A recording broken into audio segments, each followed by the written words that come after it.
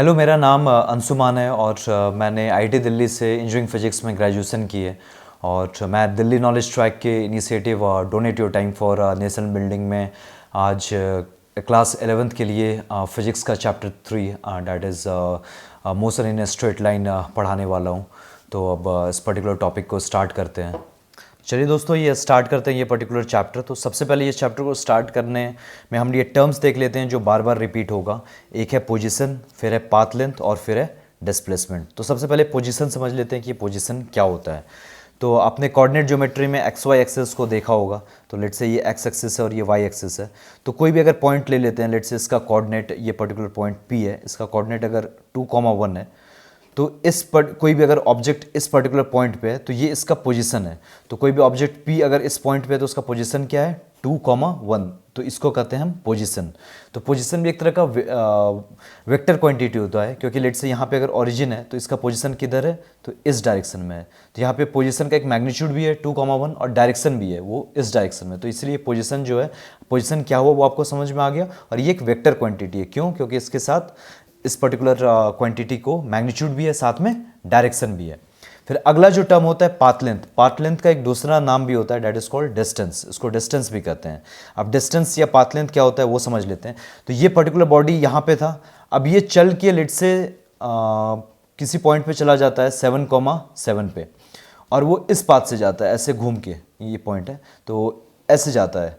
तो ये जो पर्टिकुलर ये जो रास्ता है, इस रास्ता को कहते हैं डिस्टेंस कवर्ड, या फिर इसका दूसरा नाम पाथ लेंथ भी है।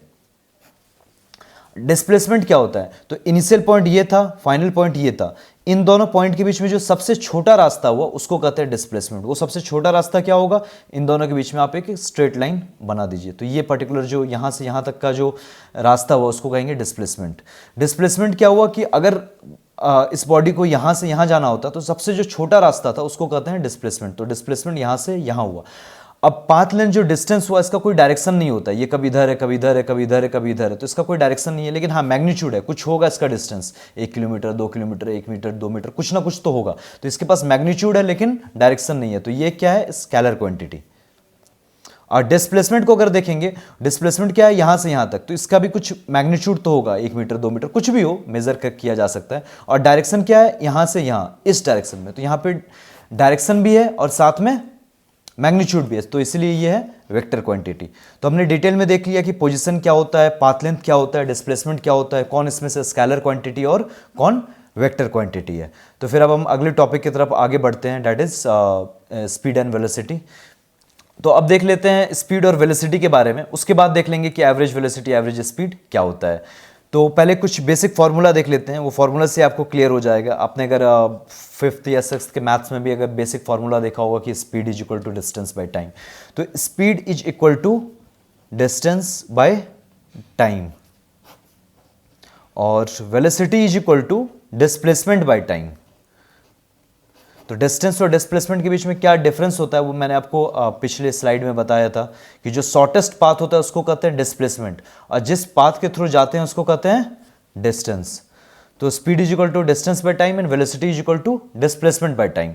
अब क्या है कि डिस्टेंस स्केलर है तो स्पीड भी स्केलर क्वांटिटी होता है, इसका भी कोई डायरेक्शन नहीं होता है। डिस्प्लेसमेंट क्या है, एक वेक्टर क्वांटिटी है, उसको ऐसे दर्शाएंगे कि ऊपर में तीर दे देंगे कि हाँ इसका कोई डायरेक्शन है। तो वेलोसिटी के पास भी डायरेक्शन होगा। तो displacement by time is equal to velocity, displacement को डायरेक्शन होता है तो वेलोसिटी को भी डायरेक्शन होगा। Distance by time is equal to speed, distance को डायरेक्शन नहीं होता है तो स्पीड को भी डायरेक्शन नहीं होगा। डिस्टेंस स्केलर है तो स्पीड भी स्केलर होगा, डिस्प्लेसमेंट वेक्टर है तो वेलोसिटी भी वेक्टर क्वांटिटी होगा। अब तो स्पीड और वेलोसिटी में क्या डिफरेंस है ये देख लिया। अब एवरेज वेलोसिटी और एवरेज स्पीड क्या होता है उसको हम समझ लेते हैं। अब आप अगर कभी भी मोटरसाइकिल पे अगर बैठे होगे तो जो स्पीड का कांटा है वो आप देखे होगे कि लेट से यहाँ पे अगर यहाँ से अगर कांटा कहीं से भी चालू हो रहा है, लेट से नीचे से अगर मान लो चालू हो रहा है या कहीं पे भी आप मार्किंग कर लो, तो लेट से यहाँ 60 है और फिर लेट से मैक्सिमम यहाँ पे ये 30 है, यहाँ पे लेट से 90 है, लेट से एग्जांपल के तौर पे बोल रहे हैं। तो यहाँ पे अगर जो कांटा होगा वो क्या होता है, पहले अगर जब बाइक स्टार्ट हो रही है वो 0 पे रहेगा, फिर क्या होता है धीरे धीरे कभी वो 30 पे जाएगा, फिर वो 35 पे जाएगा, फिर कभी कम होगा, फिर कभी बढ़ेगा, वो चेंज होते रहता है। तो हर पॉइंट पे स्पीड अलग अलग हो रहा होता है। लेकिन लेट से आप एक लंबी ट्रिप पे गए हो तो हर पॉइंट पे स्पीड अलग अलग होगा, लेकिन एक एवरेज स्पीड होगा। लेट्स से आप कुछ टाइम के लिए स्पीड आपका 30 है, कुछ टाइम के लिए स्पीड आपका 40 है, तो आप कह सकते हो कि एवरेज स्पीड 35 के बराबर है। तो एवरेज स्पीड वैसा ही होता है कि हर टाइम पे स्पीड तो अलग अलग होगा, लेकिन हाँ सबका एवरेज ले ले तो कितना एवरेज स्पीड, अगर कुछ टाइम तक 30 है, कुछ टाइम तक 40 है, तो डेफिनेटली एवरेज स्पीड हो जाएगा 35। तो जिस तरह से एवरेज स्पीड को डिफाइन करते हैं कि हाँ सब टाइम का एवरेज ले लेंगे, उसी तरह हर टाइम पे वेलोसिटी भी अलग अलग होगी, तो उसी का एवरेज ले लेंगे तो आ जाएगी एवरेज वेलोसिटी। तो अगर एवरेज स्पीड का अगर हम फॉर्मूला लिखे तो क्या होगा, अगर एवरेज स्पीड को हम यू से अगर लिख रहे हैं तो कुछ टाइम के लिए मान लो स्पीड है u1 तो u1 t1, कुछ टाइम के लिए स्पीड है u2 तो u2 t2, कुछ टाइम के लिए स्पीड u3 है t3 टाइम के लिए तो u3 t3 bye t1 plus t2 plus t3। अब यहाँ देख लेते हैं कैसे आया। तो u1 t1 क्या होगा, जब distance travel in time t1, u2 t2 क्या होगा, distance travel in time t2, u3 t3 क्या होगा, distance travel in time t3। तीनों को जोड़ देंगे क्या हो जाएगा, टोटल डिस्टेंस, और टोटल डिस्टेंस पे टोटल टाइम आ जाएगा एक्चुअली एवरेज स्पीड। उसी तरह एवरेज वेलोसिटी का भी सिमिलर फार्मूला हो जाएगा। तो यहां से हमको समझ में आ गया कि वेलोसिटी या स्पीड क्या होता है, दोनों के बीच में डिफरेंस क्या होता है, कौन स्केलर है कौन वेक्टर है, और एवरेज स्पीड और एवरेज वेलोसिटी का क्या कंसेप्ट होता है। तो ये हमने देख लिया। अब हम देखते हैं कि इंस्टेंटेनियस वेलोसिटी और इंस्टेंटेनियस स्पीड का क्या कंसेप्ट होता है। तो जैसे मैंने बताया कि जो आपका अगर स्पीडोमीटर है, ये स्पीडोमीटर बोले या माइलोमीटर जो आपके बाइक में होता है, तो अगर जैसे मैंने यहाँ पे मार्किंग दिखाया था कि अभी ये 0 है, यहाँ में लेट से अगर 30 है, ये 60 है, ये 90 है, तो कभी ये लेट से 0 पे, कभी ये 30 पे, कभी वो फिर 25 पे आ जाएगा, कभी 60 पे चला जाएगा। तो हर टाइम पे अलग होगा। तो एक यूनिट टाइम के लिए, एक पॉइंट ऑफ टाइम के लिए जो स्पीड है उसको कहते हैं इंस्टेंटेनियस स्पीड, एक पॉइंट ऑफ टाइम के लिए जो वेलोसिटी है उसको कहते हैं इंस्टेंटेनियस वेलोसिटी। जैसे अभी मेजर कर रहे हो तो 60 है, दैट मीन्स कि 60 है इंस्टेंटेनियस वेलोसिटी। अभी मेजर कर रहे हो 30, इसका मतलब अब इंस्टेंटेनियस वेलोसिटी हो गई 30। अभी मेजर कर रहे हो पता चला 35 है, दैट मीन्स कि इंस्टेंटेनियस वेलोसिटी है 35। अब ये सबका एवरेज ले लोगे तो आपका आ जाएगा एवरेज वेलोसिटी। तो आपको मतलब मैं ऐसा करता हूं आप समझ में आ गया होगा कि इंस्टेंटेनियस और एवरेज के बीच में क्या डिफरेंस है। उसके अलावा हम अगले टॉपिक पे आ जाते हैं एक्सेलरेशन नाम के कंसेप्ट पे। तो देख लेते हैं कि एक्सेलरेशन क्या होता है। तो लेट्स से कोई भी बॉडी है, वो किसी वेलोसिटी के साथ ट्रैवल कर रही है।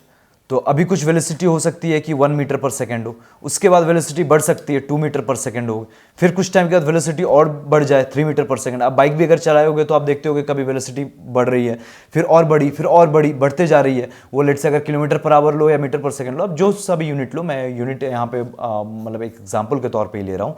तो कभी 20 किलोमीटर पर आवर है, फिर 30 किलोमीटर पर आवर है, फिर 40 किलोमीटर पर आवर है। अब क्या है कि आपको अगर स्पीड या फिर वेलोसिटी को बढ़ाना है तो डेफिनेटली आपको कोई फोर्स लगाना होगा। तो आपने न्यूटन्स लॉ ऑफ मोशन में देखा होगा कि force is equal to mass into acceleration. तो force by mass is equal to acceleration. तो एक बॉडी का कुछ मास है तो पर्टिकुलर एक्सेलरेशन उसको प्रोवाइड करना है तो एक फोर्स लगाना पड़ता है, and that formula is F is equal to M A. अब ये देख लेते हैं कि एक्सेलरेशन क्या होता है। एक्सेलरेशन इज इक्वल टू, उसको मैं ए से डिनोट कर रहा हूँ, change in velocity upon time. Let's say starting velocity v0 है, बाद में v हो जाती है t टाइम के बाद। तो acceleration is equal to change in velocity upon time taken. तो चेंज इन वेलोसिटी क्या होगा, v minus v0 upon time taken, that is t। तो acceleration is equal to change in velocity by time taken. तो उसको calculus के form में जो formula लिखते हैं that is dv by dt। d denotes change in, तो change in velocity that is dv upon time taken, that is change in time, that is dt। तो acceleration is equal to dv by dt, या फिर इसको लिख सकते हैं dv क्या होगा, v माइनस वी नॉट, यही होगा चेंज इन वेलोसिटी, ये इनिशियल वेलोसिटी है, ये फाइनल वेलोसिटी है, अपॉन टाइम टेकन तो t। तो ये एक्सेलरेशन का कंसेप्ट हमने देख लिया। अब एक और कंसेप्ट देख लेते हैं रिलेटिव वेलोसिटी का, उसके बाद हम लोग काइनेटिक इक्वेशन के काइनेमेटिक इक्वेशन की तरफ आगे बढ़ेंगे। तो रिलेटिव वेलोसिटी का हम कंसेप्ट को देख लेते हैं। अब ऐसा होता है कि एक कोई बॉडी है a और दूसरी बॉडी है b, ये 3 मीटर पर सेकंड की स्पीड से आगे बढ़ रही है, और एक और बॉडी मान लीजिए C है, ये 2 मीटर पर सेकंड की स्पीड से आगे बढ़ रही है, और ये लेट से यहीं पे रेस्ट पे है। जब ये बॉडी रेस्ट पे है, आप C के फ्रेम से देखते हैं तो C देखेगा कि ये 3 मीटर पर सेकंड से इधर जा रहा है, C देखेगा कि B 2 मीटर पर सेकंड से इधर जा रहा है। लेकिन लेट से अगर B देखेगा A को, तो उसको देखेगा कि A जो है क्योंकि ये 2 मीटर पर सेकंड से आगे जा रहा है, ये 3 मीटर पर सेकंड से आगे जा रहा है। अगर दोनों को माइनस करेंगे 3 - 2 1, तो बी को लगेगा कि ये 1 मीटर पर सेकंड से ए आगे जा रहा है, क्योंकि होगा क्या कि एक सेकंड के बाद ए 3 मीटर चल लिया होगा, अब बी 2 मीटर चला होगा, तो ये 1 मीटर एक्स्ट्रा चल लिया होगा। तो बी जब यहां आएगा तो बी को लगेगा कि ए जो है 1 मीटर ज्यादा चल लिया, मतलब ए की जो additional velocity that is 1 metre per second. तो रिलेटिव वेलोसिटी क्या होता है कि जब दोनों बॉडी के पास वेलोसिटी है, अब दूसरा बॉडी दूसरे बॉडी को देख रहा है, तो वो क्या वेलोसिटी ऑब्जर्व करेगा इस बॉडी का। जैसे बी की भी वेलोसिटी है 2 मीटर पर सेकंड, ए की वेलोसिटी है 3 मीटर पर सेकंड। अब क्या है कि बी जो बॉडी है वो रेस्ट पे नहीं है, वो भी मूव कर रहा है, तो अब बी बॉडी ए को देख रहा है, तो ए की जो वेलोसिटी बी को लगेगी that is relative velocity of A with respect to B. तो relative velocity of A with respect to B को ऐसे डिनोट करते हैं कि ए को देखा जा रहा है बी के द्वारा, relative velocity of A with respect to B that is equal to V A minus V B, that is velocity of A minus velocity of B. यहां वेलोसिटी ऑफ ए क्या है 3 metre per second minus 2 metre per second that is equal to 1 metre per second, जो हमने यहाँ पे मैंने graph के through यहाँ पे बताया, डायग्राम के थ्रू कि हाँ कैसे 1 मीटर पर सेकंड दिखेगा। तो ये है रिलेटिव वेलोसिटी का कंसेप्ट। ये इससे रिलेटेड जो जितने भी फार्मूला थे ये गैलीलियो ने ऑब्जर्व किया था और काफ़ी एक्सपेरिमेंट किए थे, उसके बाद ये पर्टिकुलर फार्मूला को गैलीलियो ने दिया था, V A B is equal to V A minus V B. This is the actual formula and the concept of relative velocity.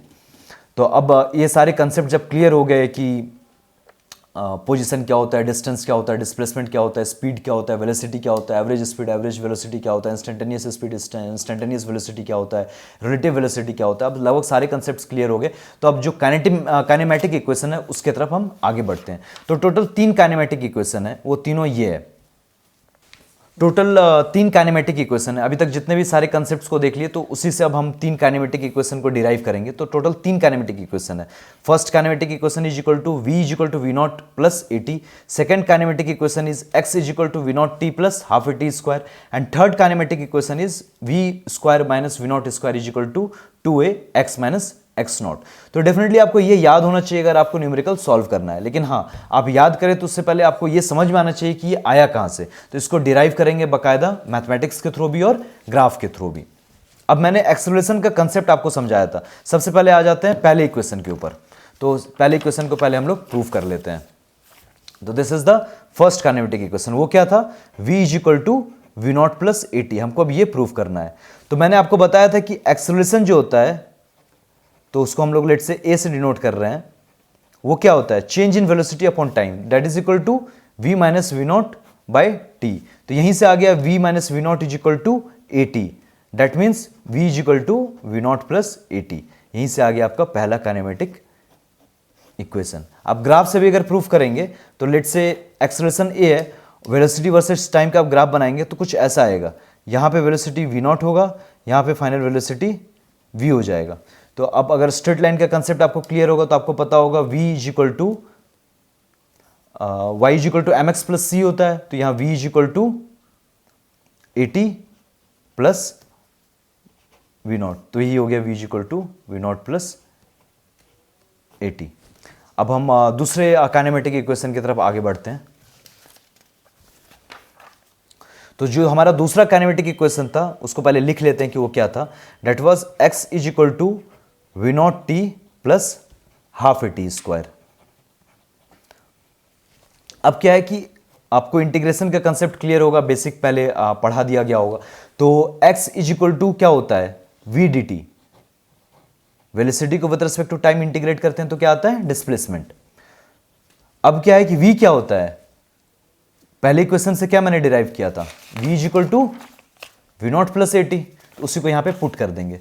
तो v is equal to we not plus A T, integrate करना है D T के साथ। तो ये हो जाएगा we not integral D T plus A integral T D T. तो इसी को इंटीग्रेट करेंगे तो आ जाएगा we not T plus A into half T square, that is we not T plus half A T square. यही चीज़ यहाँ पे जो प्रूफ करना था वो प्रूव हो गई, x is equal to we not T plus half A T square. अब इसको हम ग्राफ के साथ भी प्रूफ कर लेते हैं। अब v वर्सेस t का ग्राफ बनाते हैं। ये वी टी है और ये लेट से एक्सेलरेशन है। तो यहाँ पे वेलोसिटी स्टार्टिंग में वी नॉट थी, फाइनली जाके v हो जाती है। तो जो डिस्प्लेसमेंट होगा that will be area under the graph, that means कि ये वाला एरिया, ये वाला जो एरिया होगा that will be equal to इतना का एरिया प्लस इतना का एरिया, ट्रायंगल का एरिया। तो पहले जो रेक्टेंगल का एरिया क्या होगा, रेक्टेंगल का area is equal to length into breadth.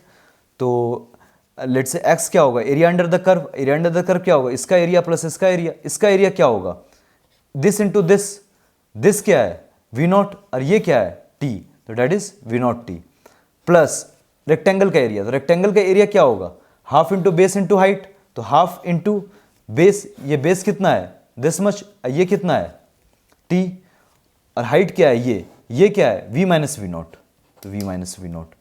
अब v माइनस वी नॉट क्या होता है, change in velocity is equal to acceleration into time, तो इसको लिख सकते हैं half t into a t, इसी को लिखेंगे तो फिर आ जाएगा we not T plus half A T square.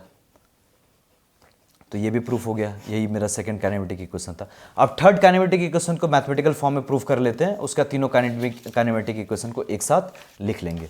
तो थर्ड काइनेमेटिक इक्वेशन जो होता है वो है v square minus we naught square is equal to 2ax।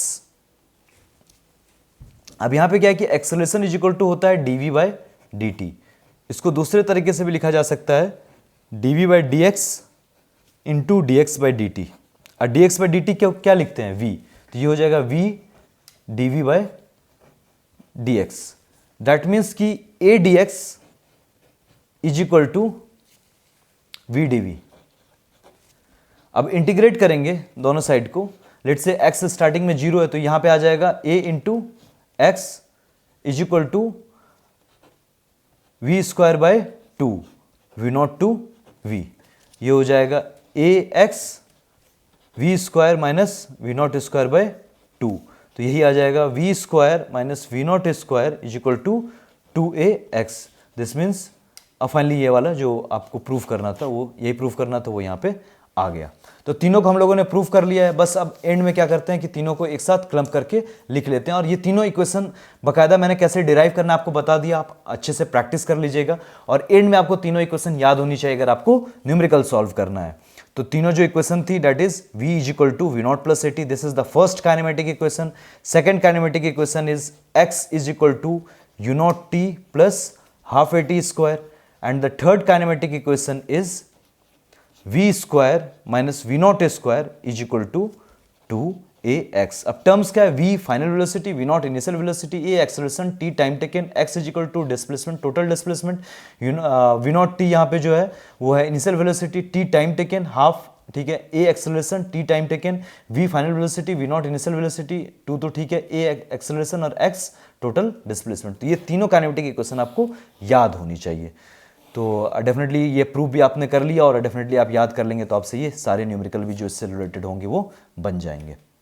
तो आज इस पर्टिकुलर वीडियो में हमने देखा कि जो मोशन इन स्ट्रेट लाइन होता है उसमें जो एसोसिएटेड टर्म्स होते हैं जैसे डिस्टेंस हो गया, पाथ लेंथ हो गया, डिस्प्लेसमेंट हो गया, स्पीड हो गया, वेलोसिटी हो गया, average speed and average velocity, instantaneous speed and instantaneous velocity, acceleration का कंसेप्ट, रिलेटिव वेलोसिटी का कंसेप्ट, और उसके बाद जो 3 काइनेमेटिक इक्वेशंस होती है उसको हम लोगों ने डिराइव कर लिया। तो ये आज की वीडियो में मैंने कवर किया और आपको अगर ये वीडियो अच्छी लगी होगी तो डेफिनेटली आप देखते रहिए दिल्ली नॉलेज ट्रैक और भी काफ़ी अच्छी वीडियोज़ के लिए। Thank you.